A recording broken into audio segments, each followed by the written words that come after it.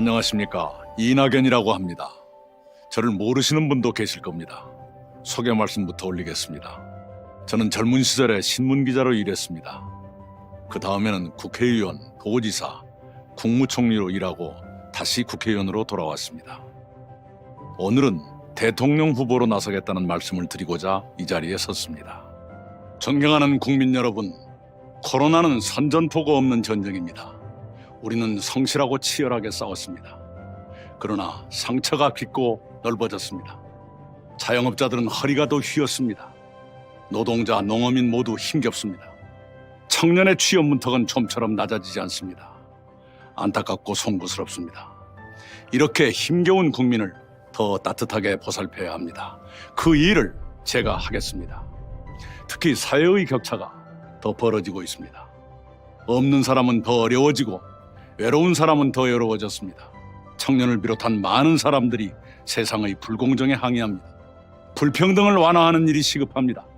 상처받은 공정을 다시 세워야 합니다. 그 일을 제가 하겠습니다. 지금은 불안의 시대입니다. 많은 사람들이 삶을 불안해합니다. 청년도, 중년도, 노년도 불안합니다. 삶을 위협하는 요소가 엄청나게 늘었기 때문입니다.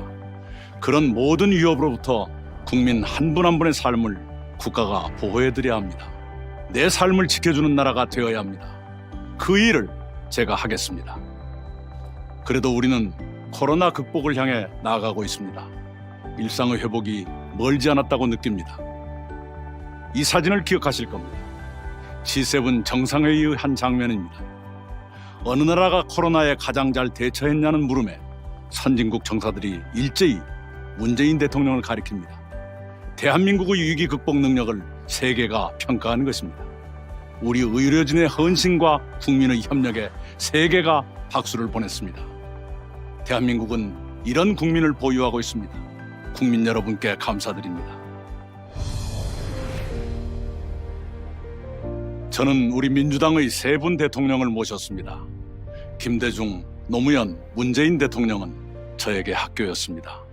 저는 그분들로부터 정치를 배우고 정책을 익혔습니다.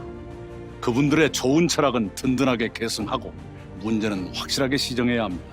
그 일을 제가 하겠습니다. 내 삶을 지켜주는 나라, 자랑스러운 대한민국을 만들기 위해 무엇을 할 것인가? 첫째는 신복지입니다. 우리는 김대중 정부 이래 복지를 본격 추진해 왔습니다. 많은 분야에서 발전을 이뤘습니다. 그러나 아직도 인간으로서 최소한의 생활을 하지 못하는 국민이 계십니다. 우선 그런 국민이 계시지 않도록 해야 합니다. 누구나 인간으로서 최저한의 삶을 보장받아야 합니다. 그것이 신복지의 출발입니다. 주거, 노동, 교육, 의료, 돌봄, 문화, 환경에서도 최저한의 생활을 국가가 보장할 책임을 지도록 하겠습니다. 그리고 2030년까지는 모든 국민이 지금의 중산층 수준으로 살 수 있도록 단계적으로 발전시켜 가겠습니다. 특히 아이들이 충실한 돌봄을 받도록 하겠습니다. 그래야 아이도 좋고 부모도 좋고 청년 일자리도 늘어납니다. 둘째는 중산층 경제입니다. 10년 전에는 우리 국민의 65%가 중산층이었습니다. 지금은 57%로 줄었습니다. 그것을 다시 70%로 늘리겠습니다. 중산층이 두터워야 불평등이 완화됩니다. 사회가 위기에 강해집니다. 중산층이 두터워지려면 좋은 일자리가 늘어야 합니다. 그렇게 되도록 IT, 바이오, 미래차, AI 같은 첨단 기술 분야를 강하게 육성하겠습니다. 그리고 지구를 지키는 그린 산업을 활성화시키겠습니다. 지구는 차갑게, 사회는 따뜻하게 만들며 청년들께 보람찬 일을 드리겠습니다. 금수저, 흑수저가 세습되지 않아야 합니다. 계층 이동이 더 활발해져야 합니다. 일자리와 세제와 복지가 그 역할을 수행하도록 하겠습니다. 셋째는 국가의 틀을 바꾸는 헌법 개정입니다. 이제 내 삶을 지켜주는 정치로 바뀌어야 합니다. 그러기 위해 사회 경제적 민주주의를 강화하도록 헌법을 개정하겠습니다. 생명권, 안전권, 주거권을 헌법에 신설해야 합니다. 토지 공개념이 명확해져서 불로소득을 부자들이 독점하지 못하게 막아야 합니다. 땅에서 얻은 이익을 좀 더 나누고 사회 불평등을 줄여야 합니다. 헌법에 나오는 행복 추구, 균형 발전, 국민주권, 기회균 등 그리고 평등이 창백한 관념에 머물지 말고 생명력을 발휘해야 합니다. 특히 수도권과 지방의 균형 발전을 힘차게 추진하도록 헌법에 확실한 근거를 두고 싶습니다. 넷째는 연성 강국 신외교입니다. 세계는 연성의 시대로 접어들었습니다. 무력과 영토보다 경제와 문화가 더 중요한 시대가 된 것입니다. 대한민국은 연성 시대의 강국으로 도약해야 합니다. 우리의 경제와 문화가 뒷받침해 줄 것입니다. 그것을 토대로 연성 강국 신외교를 펼치겠습니다. 미국의 세계적 투자자는 한반도가 최후 최고의 투자처가 될 것이라고 말했습니다. 그것은 평화와 통일을 전제로 한 것입니다.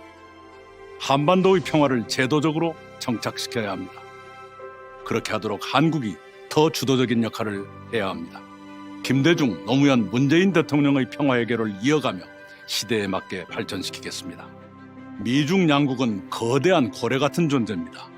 그 사이에 놓인 우리의 외교는 돌고래처럼 지혜롭고 민첩하며 세련돼야 합니다. 대한민국은 세계적 위상이 G10 수준으로 높아졌습니다. 1인당 국민소득에서는 G7의 한 나라를 제쳤습니다. 이제 G5를 꿈꾸며 나아갈 만합니다. 그에 걸맞은 역할과 책임을 이행해야 합니다.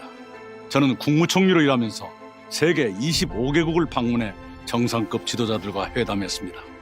높아진 국격에 부응하는 외교를 저는 할 수 있습니다. 다섯째는 문화 강국의 꿈입니다. 우리는 BTS 보유국입니다. 게다가 우리는 봉준호 보유국의 윤여정 보유국이기도 합니다. 백범 김구 선생의 꿈이 이루어지고 있는 것입니다. 문화와 예술은 간섭하지 않으면 않을수록 창의적이고 더 아름다워집니다. 문화예술만큼은 철저하게 그분들께 맡겨놓을 겁니다. 정부는 입은 닫고 지갑만 열어야 합니다. 그렇게 하겠습니다.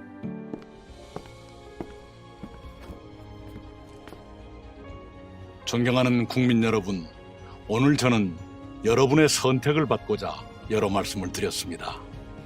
여러분께서 저의 충정을 받아주시고 저를 선택해 주시기를 간절히 부탁드립니다. 코로나를 겪으며 우리는 깨달았습니다. 평범한 일상이 귀한 것이었습니다. 함께 모여 수업을 듣는 교실, 침을 튀기며 토론하는 회사, 친구들과 한잔하는 술집, 그런 당연한 풍경들이 다시 당연해져야 합니다. 이런 노랫말이 있지요. 세상 풍경 중에서 제일 아름다운 풍경은 모든 것들이 제자리로 돌아오는 풍경. 그렇습니다. 코로나든 정치든 경제든 복지든 외교든 모든 것들이 제자리로 돌아와야 아름다운 세상이 됩니다. 우선 그런 날을 앞당기도록 최선을 다하겠습니다. 부족한 사람의 긴 얘기 들어주셔서 감사합니다.